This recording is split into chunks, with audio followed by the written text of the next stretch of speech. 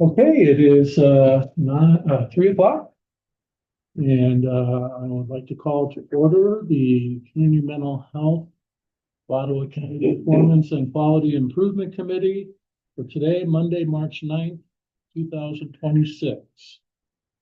And if we can now look at our CMHOC mission statement and vision statement, that would be great. Take a few minutes for that, a few seconds for that. And then I will move quickly to the approval of the agenda, and I will request a motion. So move. All those in favor? Say aye. Aye. Opposed? Okay, we'll approve the agenda. We'll then move on to our consent items to approve by consent the minutes from the January 12th of 2026 Community Mental Health of Ottawa County Performance and Quality Improvement Committee. I request a motion. So move. Support.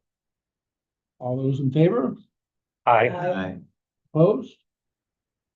Nay.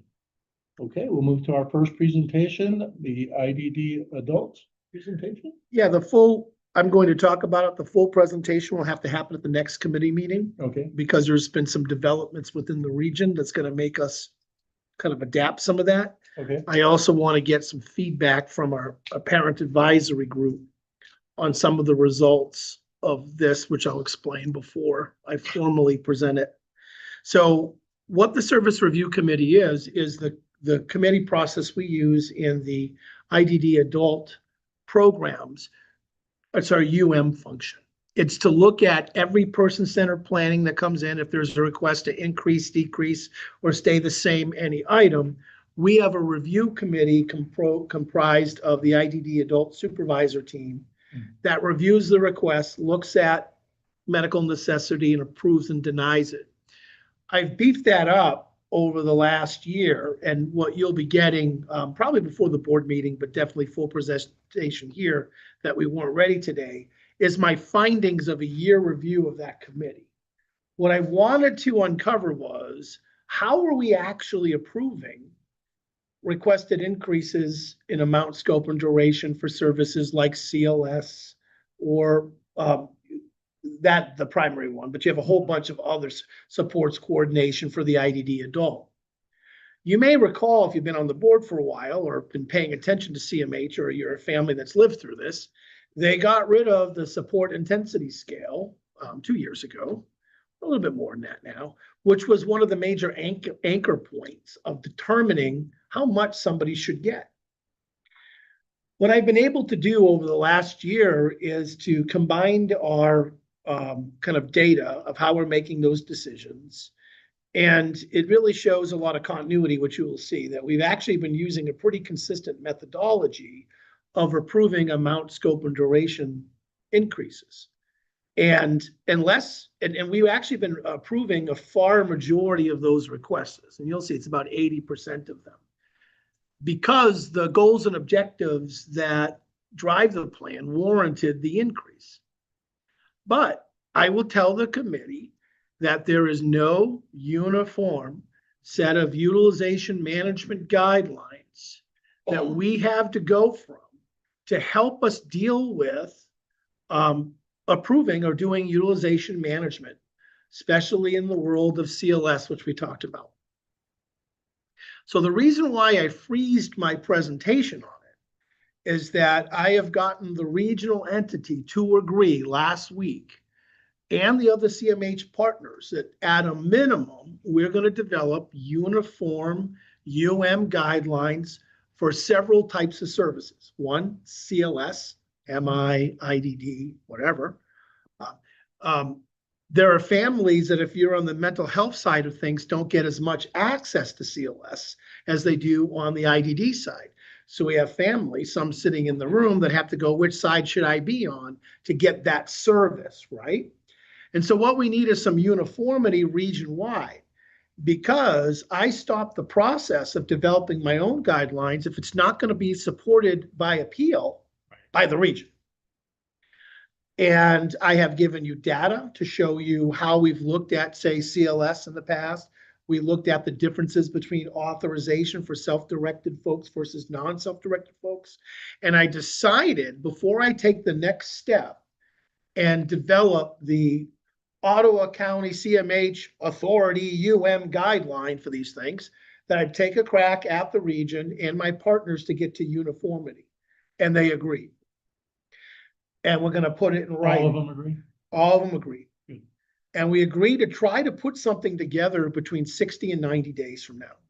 Because they said if we wait any longer, it won't make any difference for this fiscal year. And we need to move in this direction. And if we don't move in that direction, then I'll have no choice but to develop independently Ottawa County's guidelines for these areas, independent of them. And so when you look at specialized residential rates, we have a rate calculator that they're looking at, right? If we don't adopt that uniformity, then I'm going to have to go around the region to the state and say, here's what I'm going to do to help get continuity, clarity, fairness into how we approve things. And so I've got a good grasp now of where we've been, and we'll make sure that that summary gets out to everybody. But now where we're going is now that we know the region's going to survive, we're all sitting there like, oh, the region survived. Now what? Okay, we got to do things. So they agreed to do uniform guidelines for the following areas. To start with them, autism. Huge variety or differential in autism authorizations from one CMH to another. CLS for adults, in kiddos, but adults, all populations. Self-directed care, just are we all doing it consistently? I met with the parent advisory group that we have related to self-directed care, and they've said if welcome in, they'll be able to give feedback to this group, so I'll pass this on. But uniformity there. And what's the last one? CLS, autism, specialized residential, and self, yeah. So these four areas are our biggest drivers in our overexpenditure, besides inpatient hospitalization. Because now that I've spent a year plus at doing an analysis, now that I've made some initial recommendations to the region, they have decided to join in and provide uniformity, which people will say in a moment is not our first attempt at doing this region-wide. Mm-hmm. Okay, that's probably you're sitting there with a big grin on your face because you've been trying to do that right. So Somebody fought me on it though. yeah, it's probably me. It was. So I was at Hope Network saying, what do you mean? Every case is different, right? But at that time I was really railing against the use of a uniform tool, is where I was going. Or really my biggest concern is that there were cuts to, proposed cuts to programs without any rationale to the change of the medical condition of the person. Just the rate went down. Someone would do a audit and say, now your rate's this. It's like, well, nothing changed.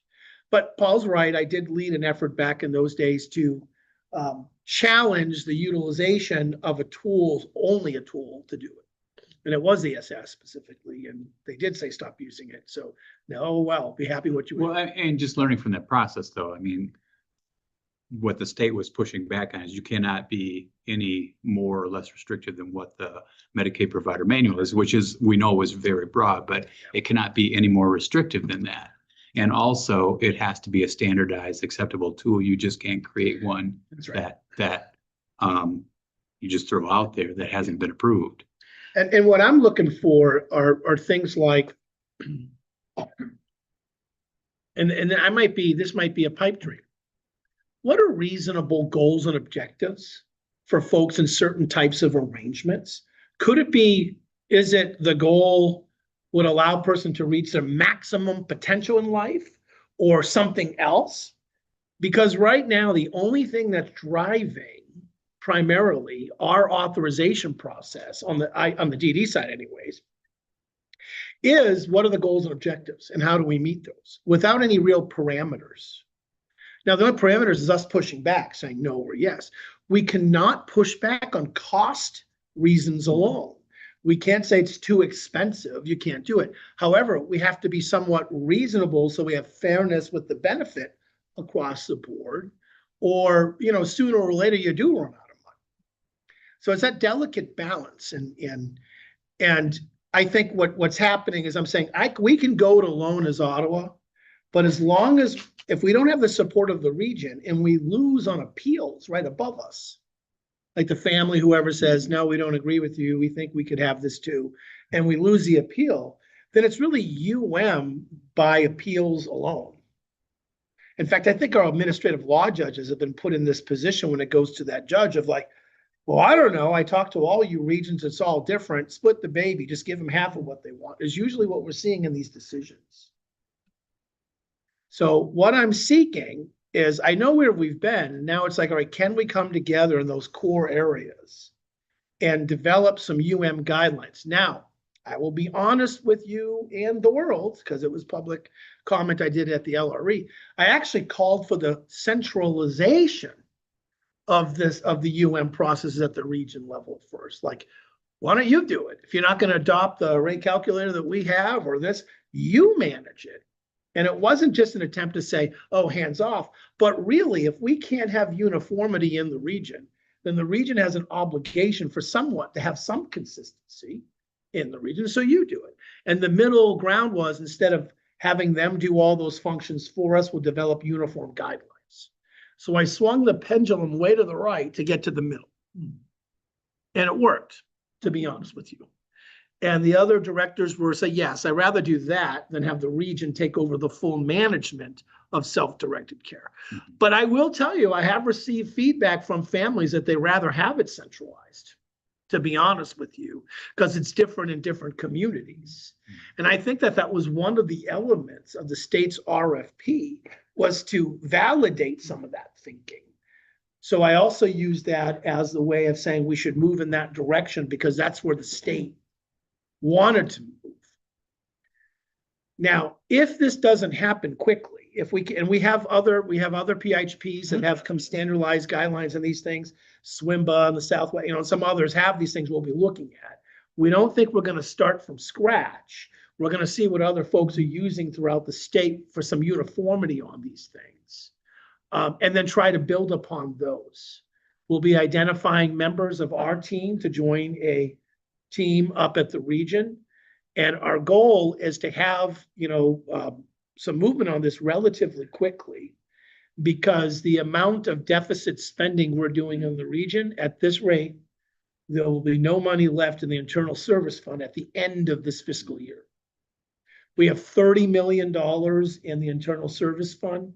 We have a projected $15 million already in deficits for this year, 11 of that being with Network 180. And if we don't do some type of utilization management to at least know how much we should be getting paid from the state through a uniform measure, then how do we ask for them for more money? If we don't say, well, what do we really need? Moving to a needs-based model versus a Medicaid lives model. If we don't have some uniformity, we can't collect the information. Now, I'll let you know that Lynn Doyle, previous director here at Ottawa, is under contract with the region and QI, and she is leading these efforts with us. So Lynn's acutely aware of Ottawa's situation. So I think it's a win-win. And she'll be helping getting this information together. She's not the one that's doing all the decision-making, but facilitating the process. But I think that was good for us as an organization, if somebody's familiar at least with the issues, wrong, right, or indifferent, that can help shepherd this. I'll be providing regular updates, to where we're at on that, because that's pivotal for some of the stuff we're doing in terms of performance and quality and how we're determining, fairness and reasonableness across the board. And so instead of going through where we've been, I decided to give you this update now and then put that together. And I'll probably get out to you and the public what I was going to go over today before our next board meeting, so you can see it. And then I can go over it at the board level during my director's report. That's how I'm going to handle that. But having the presentation today without the other piece puts that in context. But I can tell you exactly like the 5 reasons why we denied stuff, the percentages of what. And we were actually very consistent, even though we didn't have our unified method that we could document in a manual. So we're trying to do that.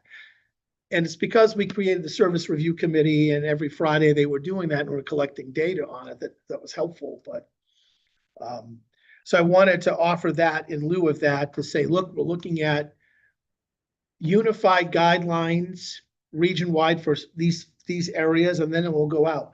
We already do it for inpatient, for contract negotiation for the inpatient stuff. So we negotiate the rates with the hospitals all together. This would be looking at how we're doing things in terms of approvals. Right. I don't know if we'll get to a tool, but at least a methodology, Right, yeah. you know. Even if you just get closer. Question, Michael. In the past, we've been told you can't use a tool for determining services. But we all realize Yeah, yeah. you need guidelines. So the guideline is a tool. Right. So we're talking nomenclature here. But I think we have to be careful when we say we can't consider finances, can't consider dollars. We have chairs here in this conference room. Let's say we want to replace them. We can spend $150 a chair. We can spend $300 a chair. We could probably spend $1,500 a chair. We make a decision saying what is reasonable under the circumstances. And the same thing, a consumer says, I need a wheelchair equipped van for my child. Well, okay, do we lease one? Do we buy one? Sure. Do we buy one for $50,000? Do we buy one for $200,000? I mean, there has to be a consideration to the value and cost basis. And also, we don't have an unlimited budget, so Yeah, and good enough is good enough. what I'm saying is it definitely says in the mental health code and the Medicaid, well, primarily in the Medicaid provider manual, which is about this, that you can look at cost when you're looking at your system to ensure that you can have enough resources to spread out in a reasonable and fair way. That function is right at the PHP level. It's with the contract with the state and the PHP, and it's delegated to us as the CMH. And what I'm doing is saying, before we say we don't have enough money, we don't even have an agreement on how we spend it.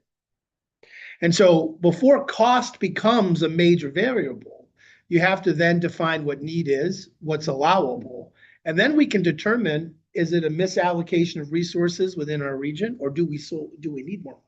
But you can't, I mean, sooner or later, you run out of money. So there are parameters, but when you look at it closely, you do what you can at the CMH level, but that is right in the contract between the PHP and the state, that you shall manage it that way. In fact, it uses PHP language when it's talking about ensuring enough resources. We're told in the mental health code to prioritize by severity, prioritize the budget for those with the most need.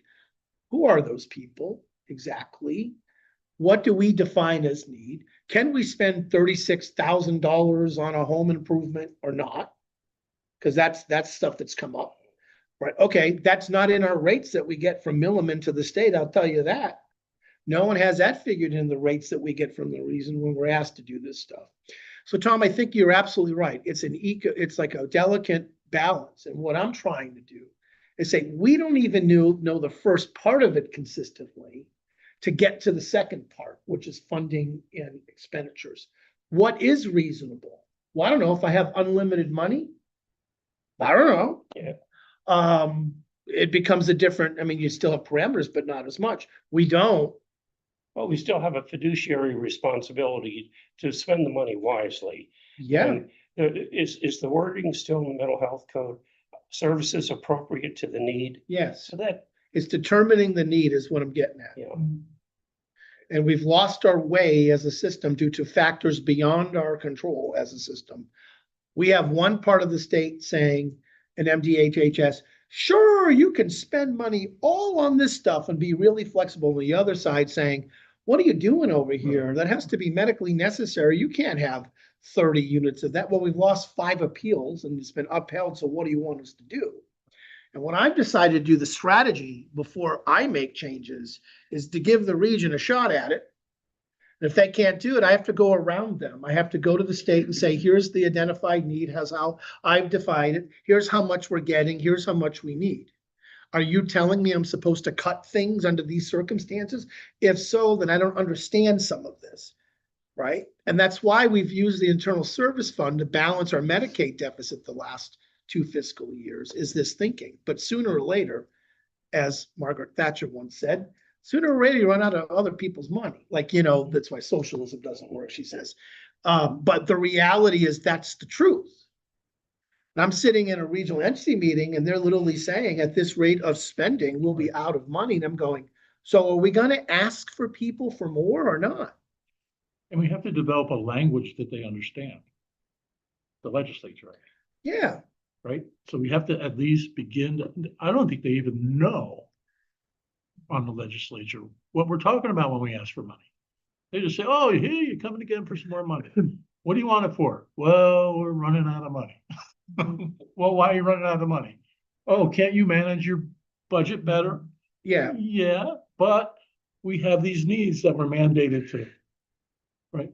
And so that's because I think essentially that's the next level that we need to go to.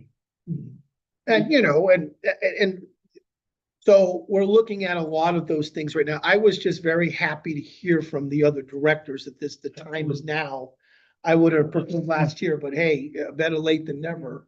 And because you can't ask for more money unless you know how consistently you are spending it.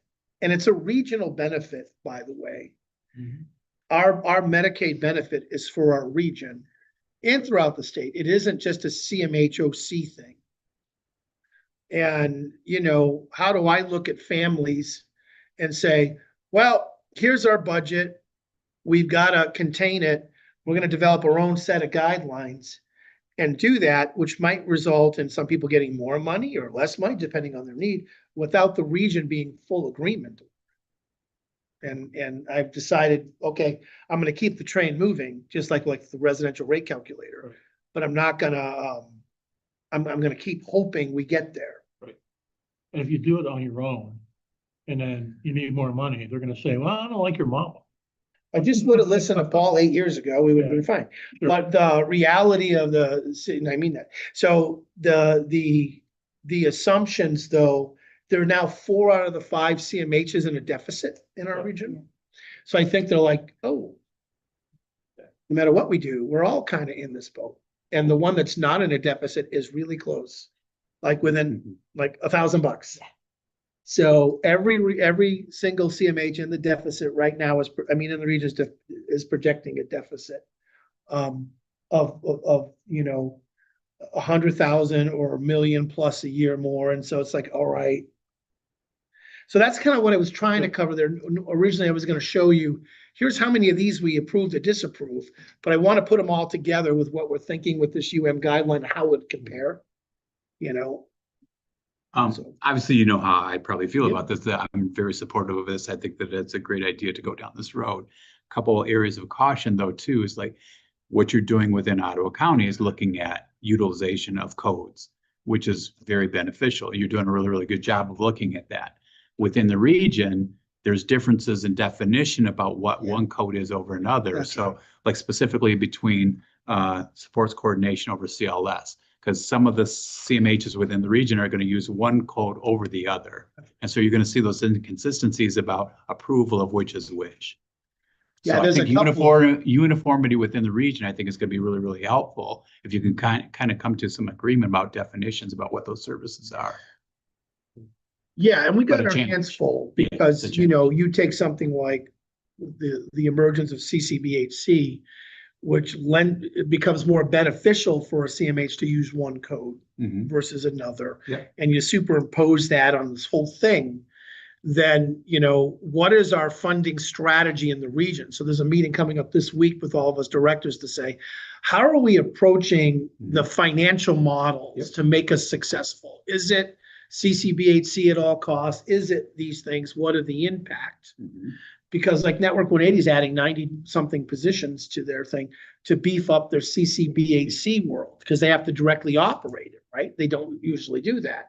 So what's our funding strategy in the region? Or strategy of, should we all be doing that or not? Because it impacts how much money that's left over on the other side of Medicaid, non-CCBHC, for these very vital services. And one of the main talking points I used was we have to control a lot more and protect those dollars that are not CCBHC for these vulnerable populations that are primarily IDD adult, that are not in the CCBHC funding thing. They are on a couple of occasions, but not really. And if we're not careful, everybody will be moving some of the Medicaid to CCBHC, getting revenue for that side of the aisle, and then the pool to deal with the most vulnerable shrinks. So I think that's why I also got support at this time. Like, yeah, we better look at it. Because what we don't want is resources moving from one population to another. And so I'm like worried about that. Question for you. Pick a number. The Medicaid program from Washington was a $2 billion project a year. When CCBHC came along, I was told that's another pool of money from Washington It is for the CCBHC. on top of the Medicaid we get. Yeah, so we're not taking money from the pocket of Medicaid funding to do CCBHC. It's an add-on. Well, it's, I stepped into that one. Okay, so it's a little bit of both. Think of Medicaid as a big circle, and all the populations are being served in it, okay? And all the money is going that way. Our funding from the state for that big Medicaid isn't population specific. It says, here's your big pot, use it for everything, all populations. What CCBHC does, especially for the mentally ill adult population, is you can pull some of that Medicaid you get out and use it as a base. And then on top of that, we'll give you an extra payment for certain codes and services. So one says, hey, you make more money overall, but you do have to take that money that was in the one Medicaid bucket, move it out of it and put it into what's called CCBHC Medicaid to build on top of it a rate. So you are pulling some Medicaid out of the original circle to put money on top of it. And it does lessen the amount of circle, makes it smaller for the populations that don't have that ability to have CCBHC extra payments on it. And that's primarily people with autism and developmental disabilities that don't have a comorbid mental health condition. And so they all stay in the original pot. And so there is a shifting of the base to build more revenue, an extra revenue source, but you are pulling Peter to pay Paul, so to speak, to use extra money. So what I'm worried about is that original big circle gets too small to protect the amount of expenditures we have for IDD adults that don't traditionally have any CCBHC codes at all. And that's the danger of CCBHC, and that's why I've called for split the funding sources, and we won't have this at the state. Have the DD bucket be something different than the MI bucket and protect it. Because if not, we're going to be, and most CMHs are going to be trying to get as many CCBHC services as we can to get that extra money on top of it. But it does shrink, Tom, what's available for the non-CCBHC Medicaid population. And that's an unintended consequence that we're dealing with at the state. And it's a big topic of discussion because, protect the most vulnerable. Traditionally, the CCBHC benefit isn't necessarily going to the most vulnerable. Sometimes it is. It's really a different group that if we were looking at functional status that have some more challenges. There's some of the MI, don't get me wrong, ACT team and things like that. But by and large, what it does is it shrinks the budget that the Medicaid circle on one side pulls over money so it can draw in other revenue. And as long as you can spread the revenue out to everybody, fine. But CCBHC is built to break even, not to make money. We made money last time. We managed it well. But guess what? When you have a surplus in CCBHC one year, they go, we have to increase your expenditures or give you less money because you're supposed to break even. So But it was That's sold. my layman's way of. It was sold that, you know, this is like free enterprise. Mhm. You lose money, you lose money. You make money, you get to keep that money. Yeah, no, right. There are rules on what we can keep. My thing is to protect the financing models for the most vulnerable. I'm happy for CCBHC. I'm glad, okay, fine. But if we're not careful, we limit the amount of Medicaid for our most expensive group by design. They're the most needy.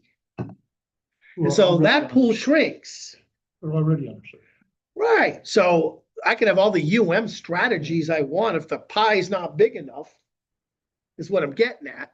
But we can't even tell if the pie is big enough yet until we get uniformity on all things Paul was saying and I was saying on how we're defining things and costing things.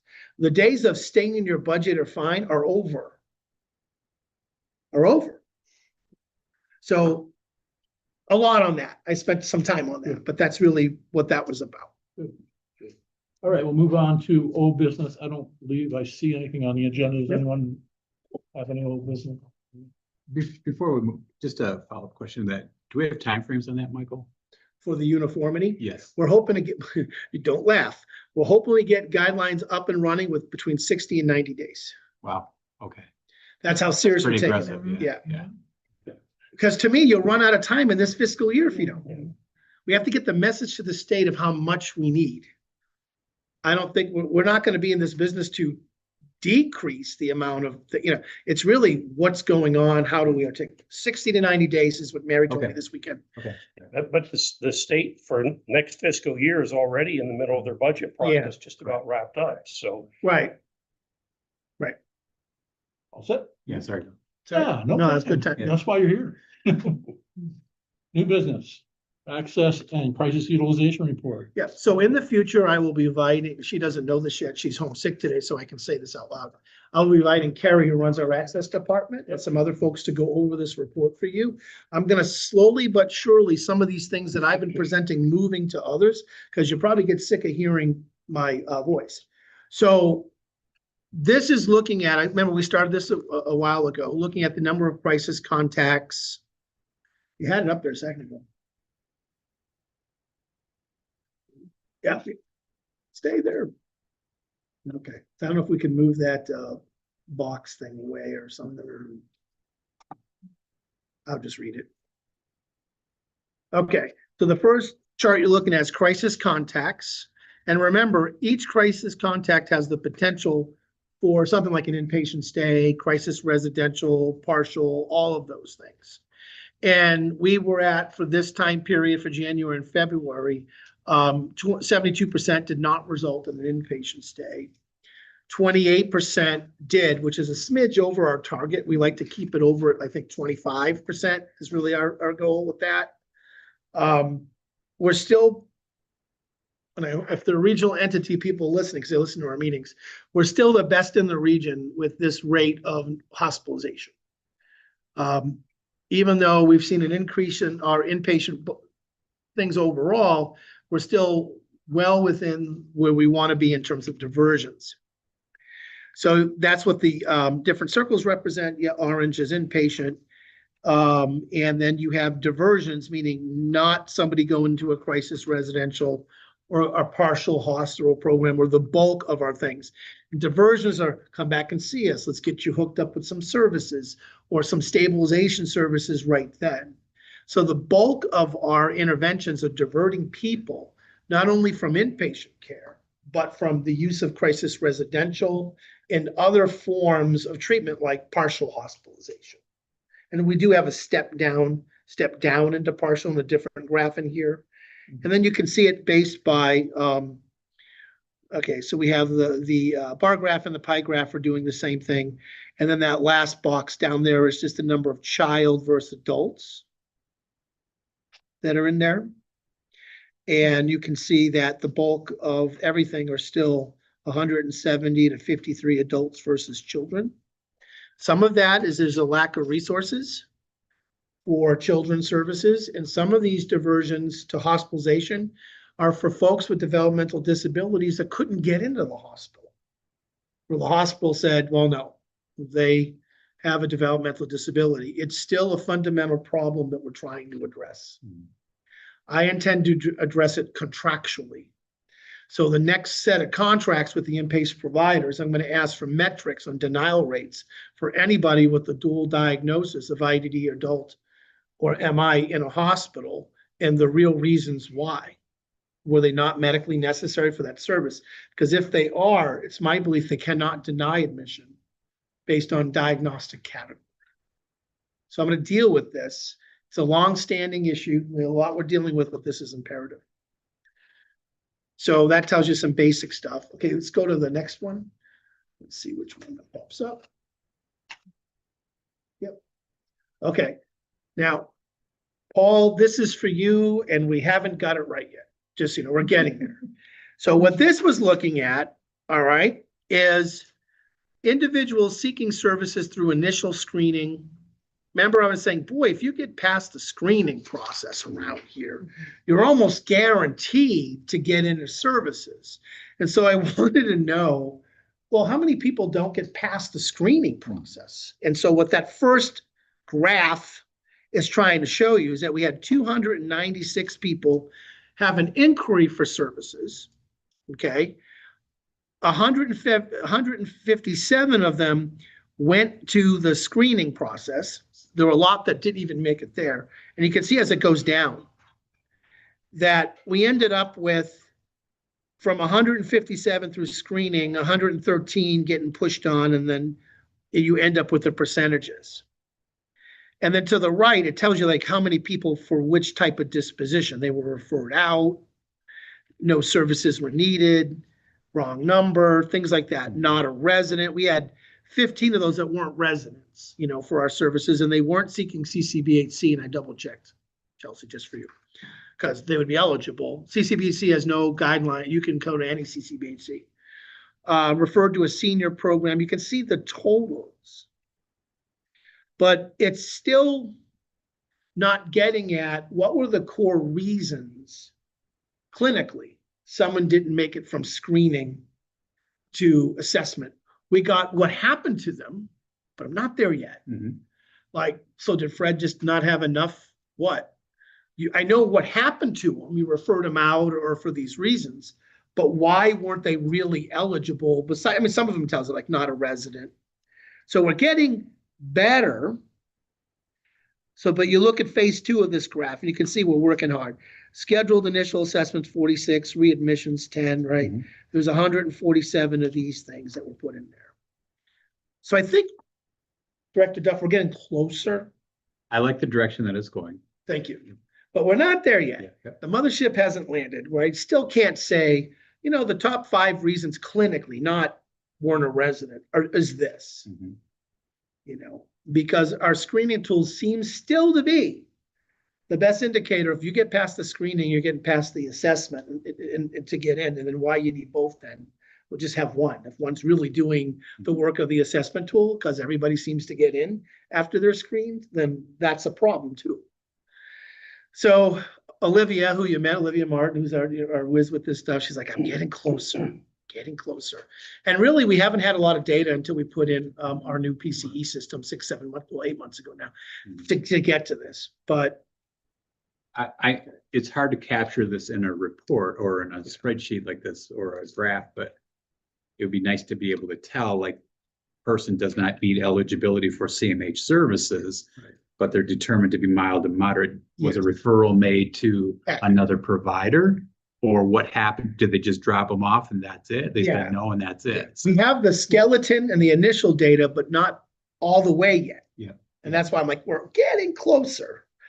Especially we have millage programs that have filled in the gap for a lot of folks that wouldn't meet necessarily our criteria, and just making sure that data matches. And we'll talk about millage in a moment, but like just making sure like, hey, they went over to say Mosaic Counseling. We referred them over there. They were able to treat them and things like that. I have a lot of confidence that things are being done really well in this county, but I think that it would really be nice to show and reflect that you guys are doing that work. I agree. So the next one, what's the next one on there? They get relatively, you have to type and hit the thing, I know. Yeah, that seems the same thing. Like there we are again. So once you got into the eligibility assessment realm, 95% of you got in. So that just highlights what we're talking about. And pretty much, referred out, the highest one was MI adult. Usually that's the group that gets referred out most in this group. Most of the time our ID adult ones, see, we only had 4 make it past the screening to assessment, but they got into services, right? But I don't know, it's because the time you get to us, it's this bit, Yeah. right? So Yep. more work to do, but we're heading in a direction, and we almost got a year's worth of data, so I'll be able to do real specific analysis too. Right? And I think that's it for those. The other one is just a timeline that shows you. So I have a question. How do we pay hospitals? Day rate? Yeah, daily rate. Mhm. And are we tracking average? Yep, average Average length of stay. stay, and recidivism, the whole recidivism? thing. Yeah, Mhm. okay. And we have that new inpatient dashboard we showed you the board, but Yeah. we'll make that a regular part Okay, of our stuff. all right. So you can see it, but we know exactly funding source, population group, lengths of stay, when we were involved in the admission process, when we weren't involved in Okay, admission, good. and all of those impacts. All right. Do you track the differences between facilities and providers Yep. though too? Like what is each for Yes. each?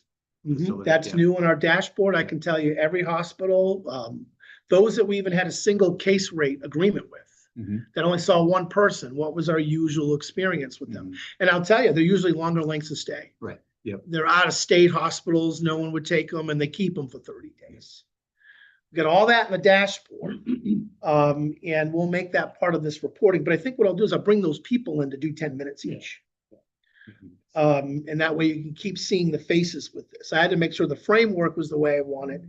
Now the people actually doing the work, let's get them at the committee level in with you. I'm really glad that the numbers are good compared to the rest of the region. Oh, we're the best. Yeah, Yeah. I like to be able to say that to people. That's right. And that's why we have Chris Madden that does a lot of this work for us, for the hospital, and he's been here forever. So I told him his one task is to start training somebody. Yeah. Because if he disappears, it's not like we don't have the system, but it really helps when you have somebody that has a relationship Yes. with the hospitals for decades and know like, nah, you're just telling me that. This is what's really going on. Right. And then on the flip side, to be somebody that's like, we totally understand, we're gonna work with you. You just don't want it in one person's head. And so he's, tracking developing this stuff. He's been instrumental in double checking our reports. And then Tim Piers that sees that whole division is now getting up to speed. But we're quite fortunate in that area. Glad to hear that. Okay, any other questions? Good. Let's move to the authority transition update. Yeah, so I have developed a process that I will share with the entire board, this coming up, that I just got approved met with the county administrator today and the deputy, Anna, our CEO, and myself. What I've done, I've taken every area of the transition need, like every domain, IT, HR, legal, compliance, policies, community engagement, staff communication.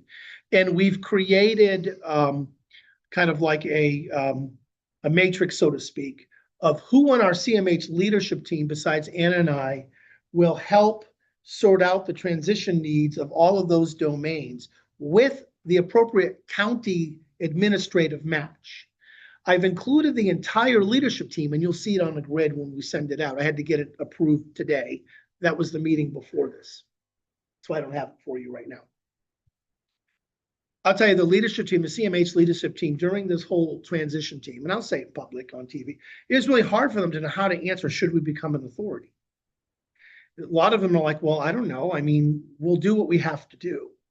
But once the decision was made, man, I was impressed. Can we be part of the transition team? Can we participate in finding the answers? Can we break this up among us as a team so we're unified in figuring out the answer? And I tell you, that was really good for me to see.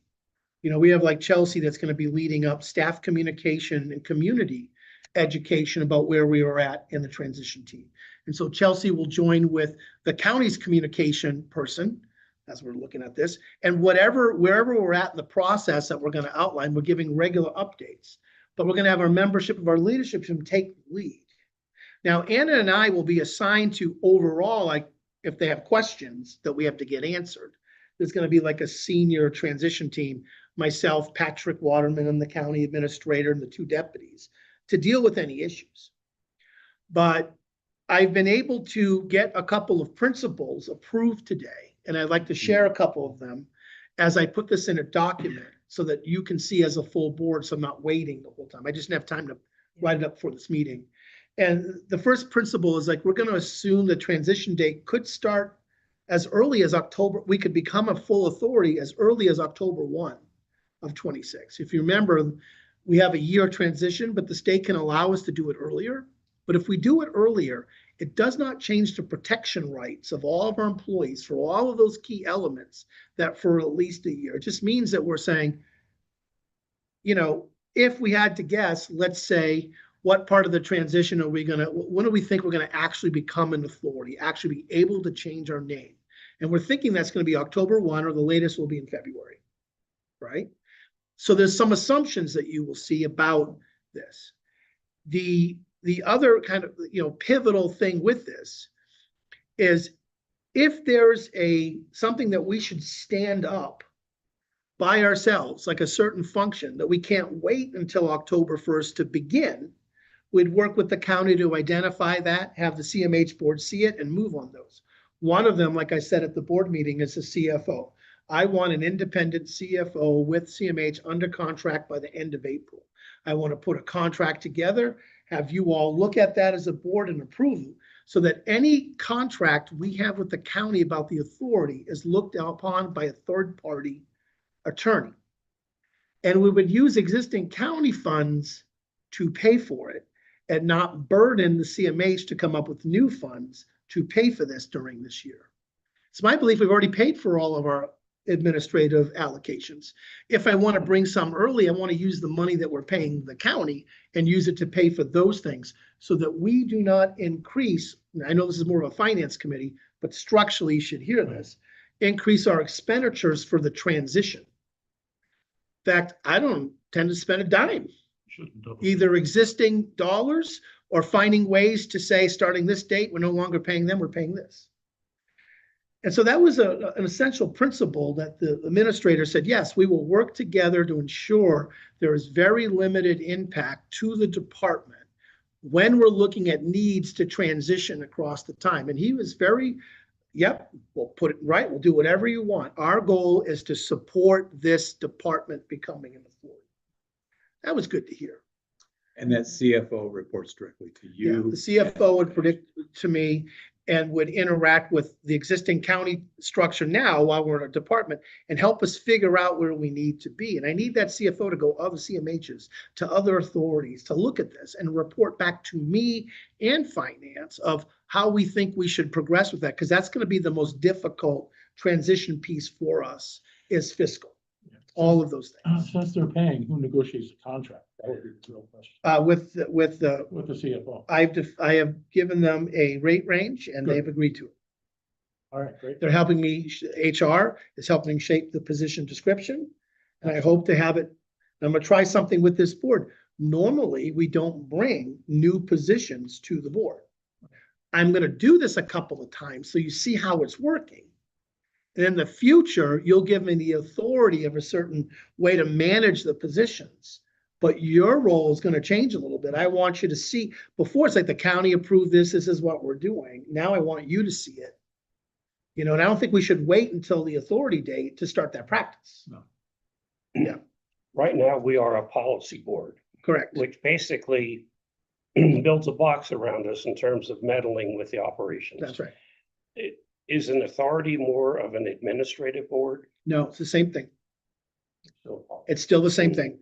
However, until you gain confidence on how I'm going to handle that transition, I want you to sometimes put on a different hat, ask the questions, so I know how to prepare the information in the future. So that, you know, because a lot of times they're just being informed, you're being informed, but you have to trust the processes that went in. Right now, you've been trusting the county processes to assure that all the I's are dotted and T's are crossed for positions. And so what I'm going to do, Tom, is run a couple of by these. I think this is what we're doing. And for you to ask questions as a board on the process, so that in the future years, you know how we do it. Mhm. I don't want you to be going, Dr. Bashir's, you're asking for this position that you're saying you're vital, and be in a position to say no. What I want you to have all the information is to understand why I would bring it to you in the first place. So, and that's how the other authority boards work. I mean, there are a lot of the other CMH CEOs that don't even bring in any, like half our regional partners, they never bring hardly anything into their finance committee, like anything, any rate changes or anything. I don't want to do that. So, Have you, go ahead. have you retained legal representation yet We officially? we have a letter of agreement that's being turned into a contract that I'll present to the CMH board for approval this month. And who pays for that position? It'll be a combination of our existing legal cost allocation and from the county. Okay, yes, And we're looking for other funding sources okay. for that. What I'm trying to do is not have that as part of our Medicaid budget this fiscal year. Yeah, I'm just concerned about the potential conflict of interest though, too, so. Yeah, it'll be a contract that outlines that. Mhm. It's, you know, even Doug Van Essen, who's been doing the county side, says this is absolutely needed. Mhm. And so, you know, by decreasing their allocation to what we pay for legal and moving it here is my strategy to pay for Yeah, it. okay. But that will come as a contract to the board, finance committee and the full board for approval. Good. Any other questions? All right, looking good. We're moving along here. Chelsea, village data and funding update. Chelsea. I can speak on the village data. Yeah. So in front of you is a sheet that has a very, very brief overview of where we're at with village data. For social rec specific programs. So that would be Heritage Homes, Extended Grace, Pioneer, and Rec Connect. For fiscal year 25, we served 943 folks, which is great. And if you guys don't recall, we are asking them for names and date of births for folks. And so we run that through our database and we check to see if there's any inpatient or crisis episodes. And so for last fiscal year, and we're working on this fiscal year as well, so you'll get that information, but there's only 1 inpatient and 6 crisis episodes. So Meaning that everybody that Yes. reported to go to these programs, yeah. we only have in our records through us, 1 inpatient and 6 crisis contacts. Post them going into the program. Yes. Okay.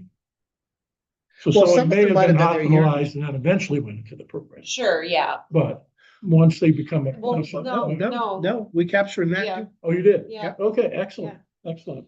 So, Yeah. just to be, I'm not sure that I understand.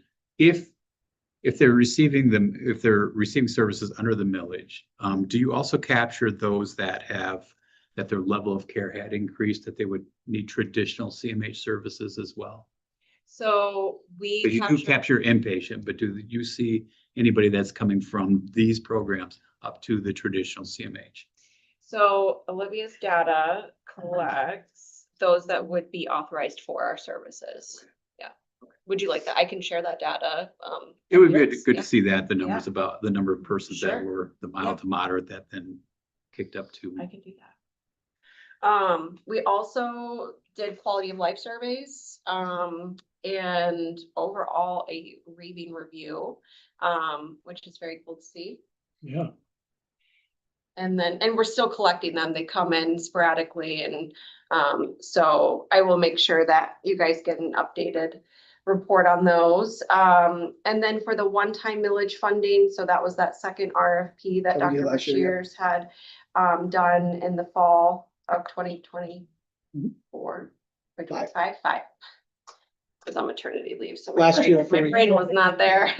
Those were the, remember we had that one time, we had some one-time millage funding and we Yeah. did an RFP and we selected programs that looked for a year period. And these were the ones, and they were not, I mean, YMCA has a little bit of social rec in it, but there are different things. Yeah, that we I do. didn't, I think they are social rec and maybe that's a recommendation. I can add them into the social rec programs, the original, the OG ones, if you will. But everyone's doing really well. You know, Beacon of Hope, I connect with Kyle over there often, and they, because of millage, they have no wait list, which is. And this is outpatient therapy for awesome. folks, right? Yeah. Yeah. City on a Hill, same thing. YMCA is killing it, with their social rec programming. Mosaic is doing awesome, you know, and I think some programs, some of them were brand new from the ground. And so, I think some, you know, based on whatever the programming, you know, some were because of school closings, you know, there was just some delays there, but overall, you know. I think Sarah's testimony at the last board meeting is phenomenal. Yeah, I emailed her and thanked her. for Very doing good. that. So that's kind of the social rec and mental health updates, but there were other programs that were funded through the one-time community access line of the Lakeshore, so call 211. They have an awesome program called the Phone Pal, and they've been able to have 200 phone calls. So that, are you guys familiar with that program at all? So anyone can call in if they're just needing to talk to someone or just needing to connect. It's ran by volunteers. It's really great. Through 211, Mhm. 211 we can reach. Yes. Okay. Yep. And then they're also creating an expansion on their 211 website that's just specific to mental health resources, and that's that Lakeshore Hope Connect portal.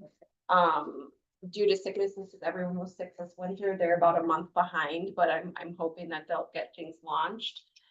70 by 7, they've been able to use millage funding to be able to hire a director to train their staff. And then they're also working, I didn't add this, but they're also in communication with Reach for Recovery to get more of that clinical services for their folks, which is great. Harmony Communities have used their millage funds to hire 2 RAs at both of those locations, which are pretty much full, which is great. And then at those locations, there was another set of a quality life survey. And so 107 have been collected. But for the most part, everyone's pretty happy with services. Yeah, and there All were other across the board. measures there that will break out, like their life improved too, Yeah. you know, not just I'm happy with them. Yeah, it's a whole range of questions, but Right. overall, people selected agree across all of those questions. And then on the bottom part of the second page is more of that breakdown on the other kind of programs that have always been funded by millage, like the Pathways Better Health and our Navigator program. So you can kind of see where our numbers are. Every year, the numbers are more. Right.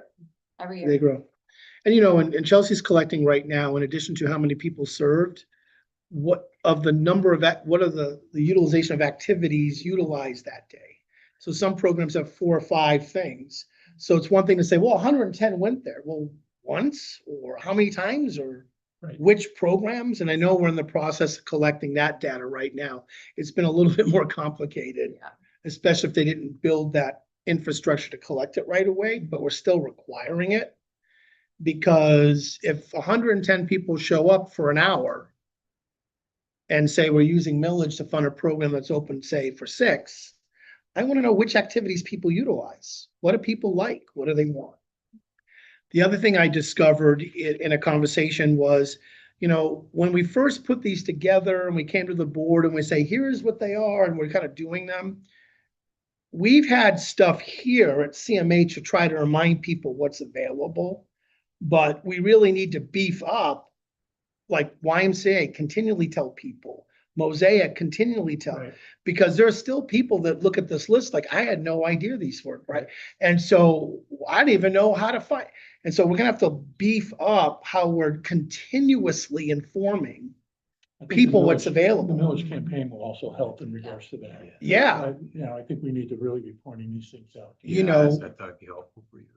So we're thankful. I mean, this is like our initial set. We're gonna deep, especially with the millage kind of committee. The other thing I did do is we sent out a series of letters over the last couple of weeks. The first letter was to those one-time only programs that were in that list that we did last year, reminding them it was a 1-year millage RFP. We did say we have the ability to renew, but not guaranteed. And so we're collecting data on how effective they were. And we'll be making recommendations first to PQI, then to finance and the board, if we want to extend those recommendations to extend some of those programs out based on the data and what's been working. We also sent a letter out to all millage providers of care, reminding them that the millage ends effectively on 9/30 of 26. And that, yeah, we're gonna be attempting to renew it, but all contracts end this. And what is your contingency plan, giving you 6 to 7 months, to try to keep the service open and to give them due notification that there is no guaranteed and continued funding past this date. And we need you to be thinking of that now, because what I don't want is in August, people showing up going, you cut my right? So to do this. And now legitimately, some have said, well, Michael, if you're not going to fund it, the sustainability plan is there will be no program.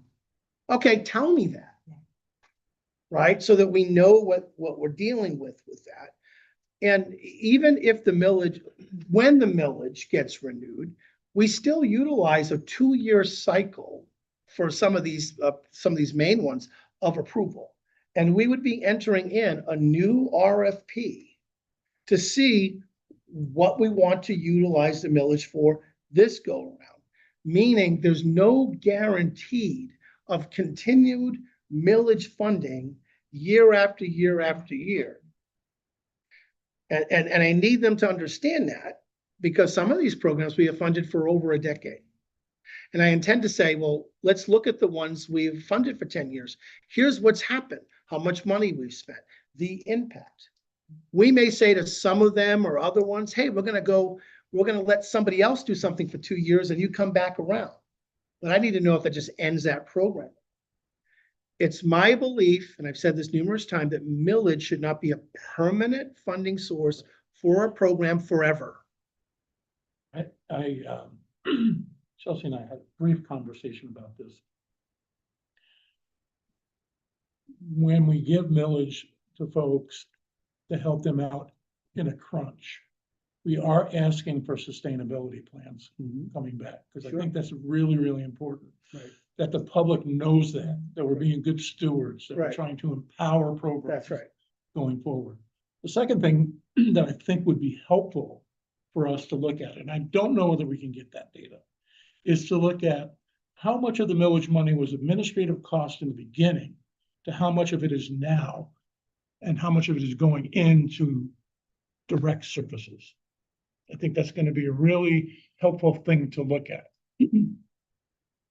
And I don't know if we Yes. can get that easy. No, we can do that. All right. And Good. the reason why I was looking up and kind of like pondering is that we've done a good job. I mean, I wasn't here when it began, but Yeah, a sure. good job of saying there's only an allowable amount of administrative costs you can have. Okay, So how much cost has gone into helping build infrastructure? right. Versus, Because you would imagine that that. early on. yeah, like you have to stand up something, right? And we're noticing that this year. But I think that the original millage group did a good job at saying you can't be spending 30 to 40% of this stuff on admin. Right. It's got to be. Now, some of our one-time programs, as Chelsea indicated, they're trying to stand up something new, and it's been difficult. And so we're asking them, do you still have unused millage dollars that you haven't been able to use that we can extend your time out instead of new dollars coming in? Mhm. Like, do you have any money left in the bank? If so, how did you spend it? Good. And so those are all coming together. It's tough because even though Chelsea is very consistent in asking the question, people's interpretation and what they send us are different. And she has to circle back around. No, I Close to actually, the first millage, right? So Right. we don't have like a structured budget sheet Sure. for that, you know what I Right. mean? Absolutely. So, yeah. so it's like, well, you're like, so can I actually know the answer to the question? Oh, you really, Yeah. that question? Yeah, the one that's in red with lights blinking. Yeah, so, you know, The ultimate issue is that the public's gonna want to know, are we good stewards of this money? We're asking them for taxpayer money. Are we good stewards of the money? I believe we are, but I want to be able to show that to them. And those that are familiar with United Way are gonna ask, what was the impact? Exactly. Exactly. yeah, and you know, and I think the impact answers have to be based in reality. and not speculation. Well, we're speculating for every dollar you spend on millage, you're saving 7 trillion. Okay, what's Yeah. reasonable Right. that one can double check? Because if I can't double check it, then I kind of go, Yeah. right? So that's the Right. impact for those people. It's been great. That's Yeah, for and if sure. you're keeping them out of crisis services because you're to support these programs, that's. Yeah. What's how do you remarkable to measure me, that? and as a person that does a lot of statistical analysis, I find amazing. We have not one single formal documented complaint by a participant in any of these programs. And we're oriented to that, but I'm like, this has got to be an anomaly, right? And so we're beefing up how we gather such information. But I just want to let this committee know, I have not received a series of complaints by the participants. But you did get 3 frown faces. I did. That's about as good as it gets.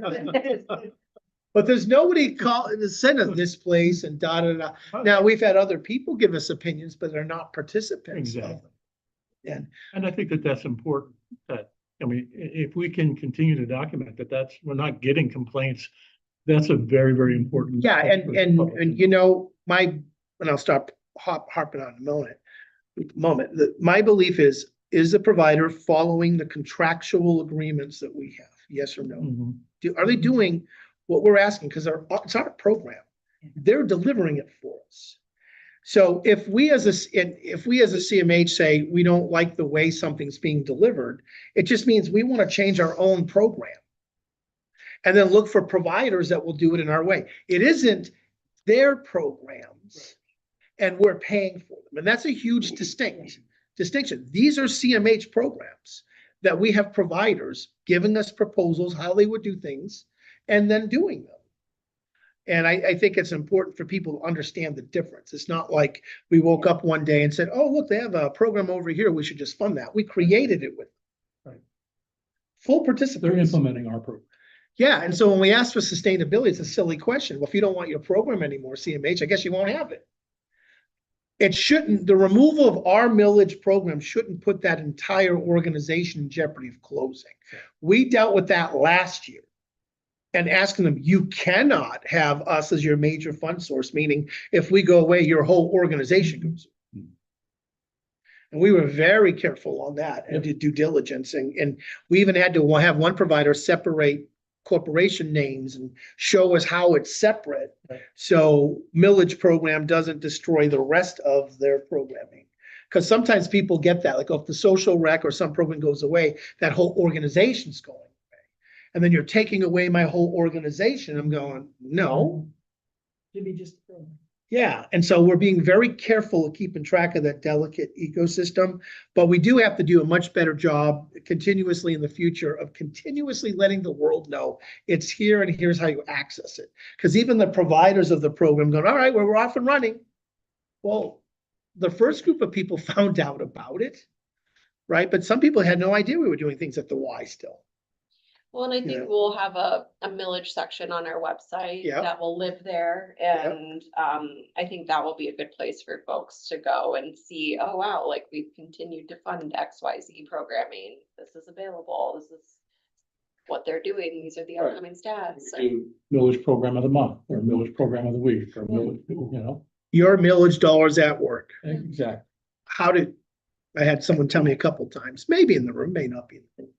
I don't even know how you get to participate and be a millage provider. Like even when we put out the RFPs, is it really only open for certain, Couple So, of questions.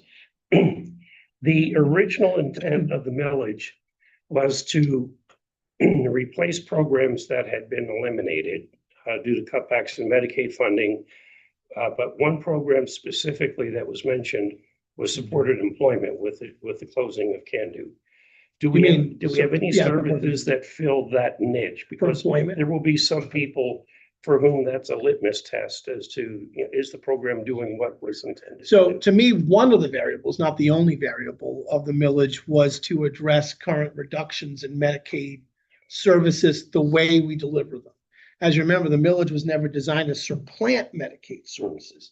So you couldn't go to a one-to-one replacement like, oh, we developed this with millage to replace that. Social rec is fundamentally different than supportive employment by design. Now, one of the things about supportive employment when it came to say Can Do when it closed, it was looking at how it's delivered and the methodologies. We still have a supportive employment division, believe it or not, that employs people, that looks for jobs, that does job coaching. We still have that Medicaid service. It's underutilized. In fact, I was having a meeting with that group this morning at 11:30. Like, we got to beef that up because it's there. And one of the benefits we have now is that, believe it or not, supportive employment is eligible for CCBHC money on top of it. So I think you'll see an explosion of us advertising it to do that. So what did social rec initially address in 2016? Really is kind of the thing. What has happened and what's the status now is the way I'm looking at it now. Because there are some things that are exactly the same now in 2026 as there is in 2016, and some things that are not. One of them is the fundamental emergence of CCBHC. So one of the messages, social rec was trying to do this then, did it work? What is needed now and where the future is how I'm going to get to your question. Mhm. And then another example would be Building B got shut down. How many people were receiving services in Building B, and where are they now? Yeah. Do they have replacement services? Majority of them, not all, the majority are getting 1-to-1 CLS. By the way, it's 4 times more expensive. Just on time. But that's what's happened. Over time, those people were going to social rec a little bit, but over time, our system evolved into individual CLS authorizations or group CLS with MOCA and stuff instead of B building. And I can show you kind of like a glide path for like 8 years where this transition happened. So social rec heavy at first and moving into our traditional Medicaid services as you should. It's a Medicaid service. The group I'm most concerned about in all of this is the folks that are in general AFC group homes that don't get a heck of a lot of CLS offerings, that lost a lot of these opportunities in B building, that don't want to go to social rec. And we were funding some of those with millage, like, like my brother's house or sister's house or Harmony Communities. We're giving them some money to do social rec type things. And as you noticed last year, we stopped funding those for that group as I was trying to figure out what we were doing for residential, because they were kind of put into that same category. And now we have to look at that again, because that group doesn't have Can Do. They're not getting a lot of services from us. And so we need to kind of beef that up for them to support them. Right, they're not getting a lot of CLS like going to No. MOCA. Or those that don't even get eligible for our services, that may have autism, but not in a certain amount, like, and so how we're helping them. And so it's those discussions in the future. But, it's telling the story and saying where we were and where we're at now and what has to happen. Thank God for the millage, or there would have been a collapse of a lot of infrastructure here in this county. I think Bonnie wanted to say something. Bonnie. Oh, Bonnie, yeah. Just thinking back on Can Do Industries and how it was, way more than the employment aspect of it. A big part of it was, I guess you could call it social rec. I don't, Right. Looking back at funding, I would have to, I can't say that the funding came through that stream, but it was a place to go where you could be with other people, and there was, so And there were that jobs. piece, I think we have really done a good job of. Yeah, with Can Do, the thing was some people were getting minimum wage and some people were getting a deviated wage to go. But a lot of it was the identity. I work at Can Do. I'm working on parts for the country of Israel, things like that. And so the connect with other groups has worked considerably. But I think that we have a long way to go in terms of supportive employment. But it could have been 20% of their time there that they were actually, right. It was You're right. not a go to work and work all day. That's It correct. was be with other people and do some recreation Yeah. things. There's no time clock, 40 hours, Exactly, yeah. So I think we've, really come a long way with providing meaningful opportunities to fill that gap. Yeah. So, Other questions? One further question. If I give to a charitable organization, there is usually an independent auditing group that provides checks and balances. In the religious community, there are organizations that will rate, what percentage of the money you contribute to this organization actually goes into services. Do we have, if someone questions, how is the money being spent? Do we have a system in place other than asking you, Michael, do you feel comfortable with this? No, I mean, like any other funding sources, we have all of the audit requirements. We have Chelsea does it. No, please don't. No, but the county itself and us have the whole accounting and auditing system that includes millage. Mhm. So are we producing an annual report in the way that you're suggesting? Probably not, and we should, but we have all the data. We know like what it's being spent on, and we know the types of things it's spent on. The And- outcome report every Yeah. year. And the audit, we require financial data to come in. But one thing we could do a better job at is sending out on all of our funding sources, including millage. How is it spent? The key questions you would see to show oversight on all funding sources. To me, the millage is no different to me than any other funding source I have to manage. There are parameters in there that we want to use. We can articulate them more with millage and kind of get that out there. But by and large, it's the same exact monitoring process as CCBHC or Medicaid or general fund. I think there's lessons learned, right? Because Right. like we said, it's the first millage and looking back So- at. So the 9 audits that we have, they all do also audit millage spending. So there should be something in those reports that we can draw upon.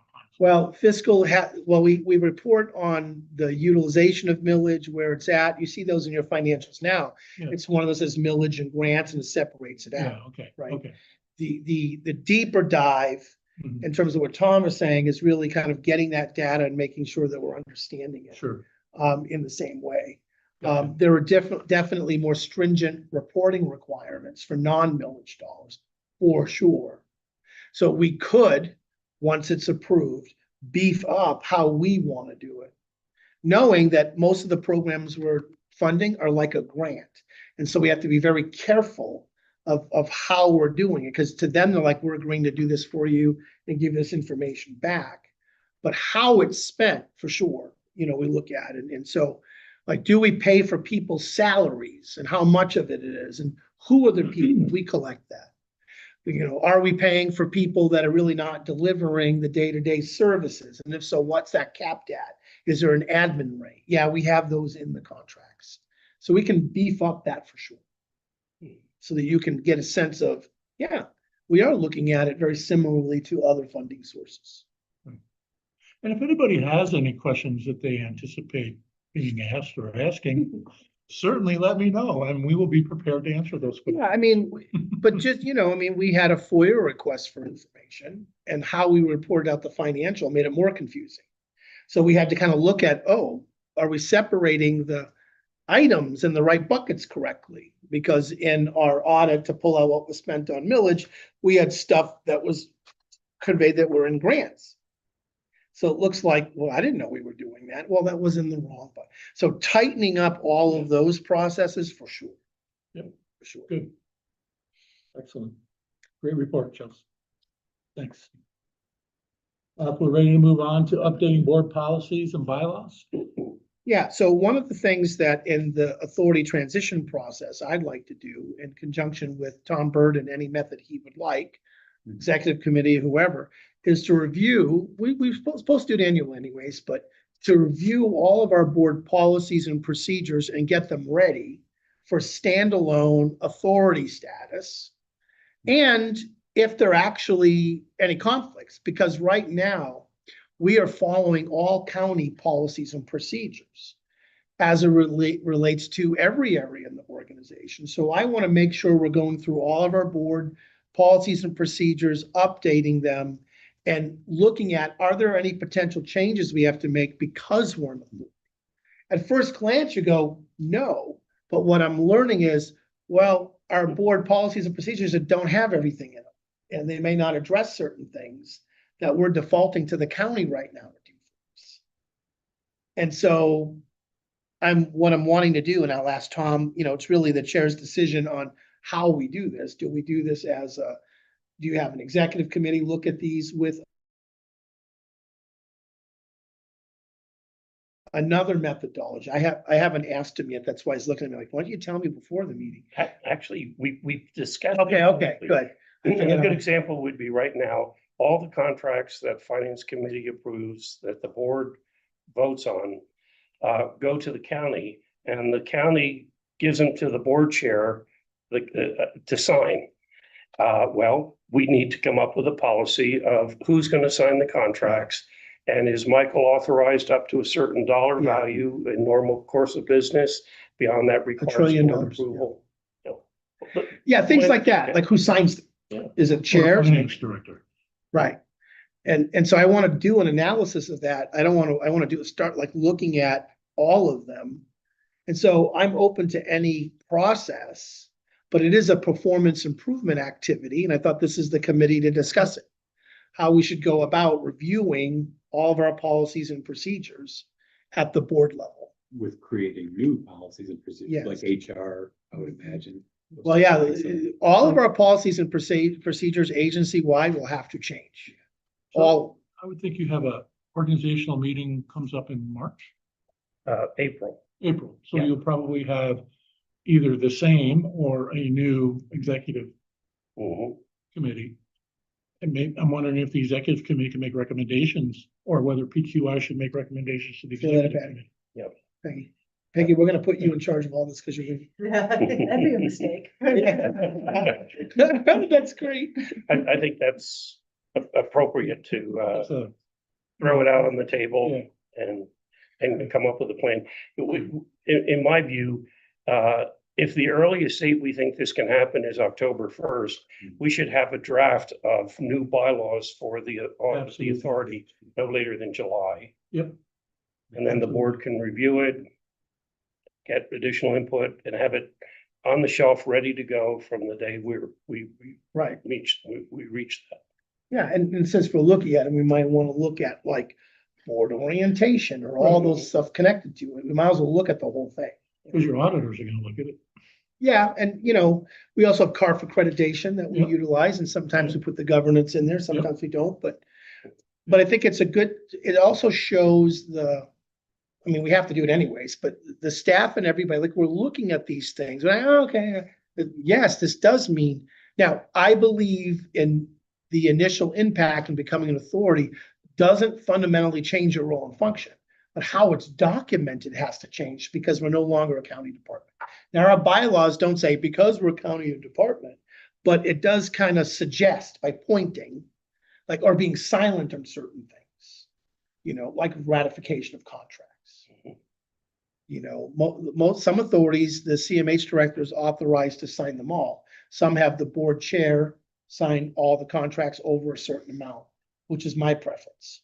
Like, it could be the finance committee chair and whoever, like, once they're approved by the full board, if the contract's over a certain amount, I definitely want the board signature on it. You may give me authority to execute contracts without formal approval, but notification under certain things.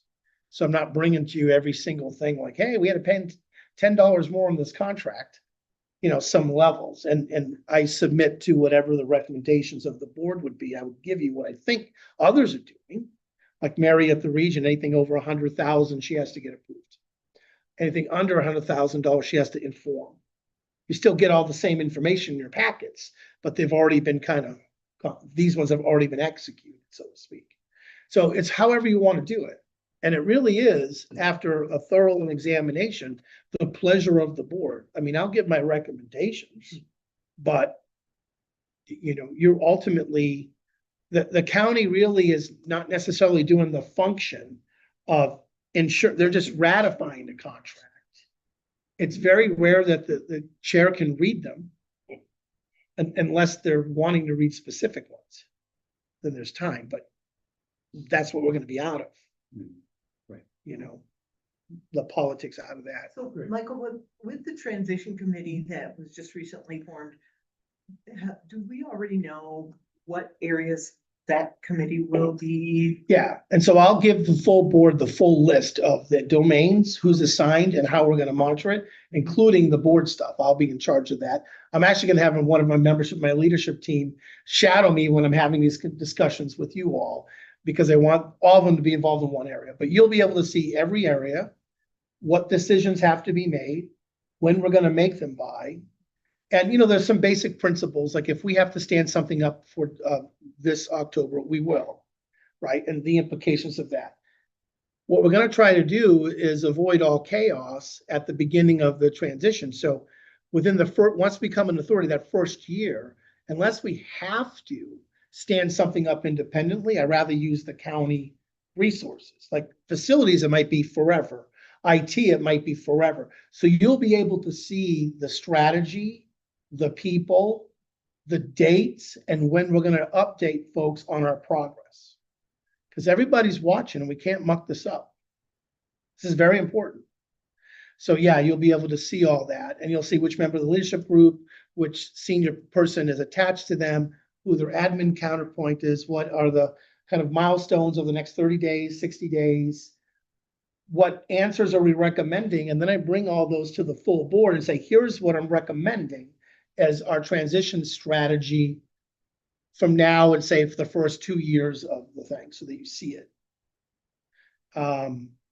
It's a lot of heavy lifting, but we have a lot of people that are really willing to do it and do it well. I was very impressed with the meeting with Patrick and Brian, the two heads of the county, like, we're gonna do this. And we even develop conflict resolution processes if Patrick and I disagree.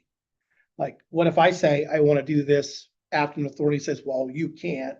How do we break that tie? And we're developing a conflict resolution that would involve CMH board and chair and others if we're making a difficult decision. I'm not anticipating many of those, but I thought it would be wise to have a conflict resolution process spelled out. So it isn't just the county saying one thing or we saying one thing. And I don't want any of my staff having to be in conflict. So if something rises up to that, it goes up to my level. Same thing with negotiating certain things. Oh yeah, we could probably do it cheaper. Okay, let's just decide the general approach, and then the element of cost gets dealt with somewhere else. So Chelsea doesn't have to negotiate that, like who's paying for it part. That's a level up once the recommendation comes. Because we're gonna need consistency. And I don't know how you write that in a minute, so good luck. So we're gonna put the updating of the bylaws in conjunction with the transition strategy to do it at the same time, is ultimately what I'm suggesting here. That makes sense. Any other questions? Okay, with that in mind, we will open up public comments. Anybody want to make a public comment? Is there anybody online? Susan?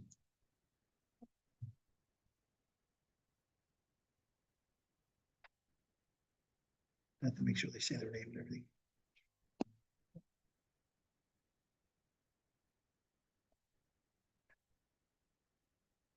Good afternoon, everyone. Yeah. I'm Sue Stone and live in Holland. I do have one comment on the millage. Yes. Just say her name. The concern I have on a lot of the programs, there seems to be a lot of participation. However, I would like to know what the breakdown of the individuals who are actually participating in the programs. If we can find out how many IDD individuals or MI, whatever, that are participating in these programs. I see, my personal opinion is that there's a disparity of the availability of programs for IDD population with a greater emphasis on the MI population. And seeing part of these are social rec, I would like to see what the breakdown is and if there is a significant difference. And I understand the programs are open to all, but again, if you're talking about like clubhouse programs, those sometimes are not programs that an individual with IDD would be participating in. And so I just want to make sure that some of this millage is being available to individuals on that program.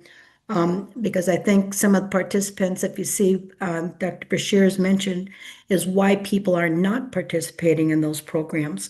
I don't know how you would gather that information, but I think if we could find a way to do that, it would also benefit all individuals because it's very, very specific in my opinion. Thank you for your time. Thank you. That's a very insightful question. Is that Appreciate Sue it. Stone? Yes, it is. Okay, we just have to have it for the minutes. Thank you. Anybody else?